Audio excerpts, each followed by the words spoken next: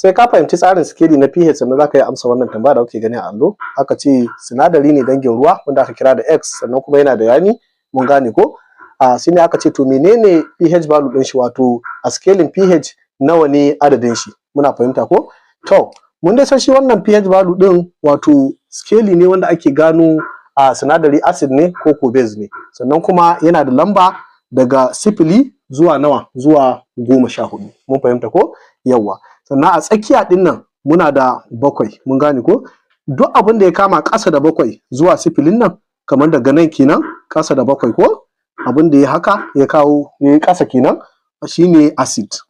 Duk wanda aka ɗora a sikeli aka same shi bai kai 7 ba, ƙasa da 7, to ana danganta shi da acid kenan, mun gane ko? Duk kuma abin da aka samu ya haura 7 zuwa 14 shi ake nuhi da base ko kuma a ce alkaline, mun gane ko? Madalla.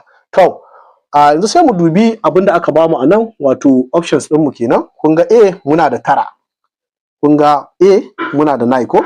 Shi wannan 9 ɗin kun ga ya haura nawa? Ya haura 7 ko? Kun ga alkaline ne, mun gane ko? Sannan B muna da 11, shi ma ya haura 7 ko? Shi ma alkaline ne, alkaline.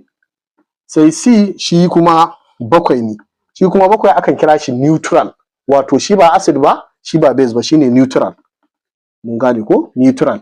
Sannan 5 shi kuma 5 kenan, D kenan, muna da 5 ko?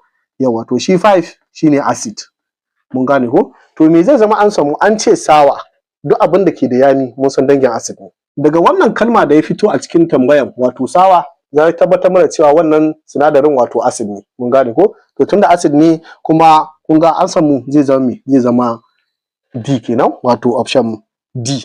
To saboda me? Duka waɗannan alkaline ne, wato dangin base ne, wannan ne kawai acid. To wannan shine a takaice, da fatan kun fa'idantu. Nagode. Wannan abu ne.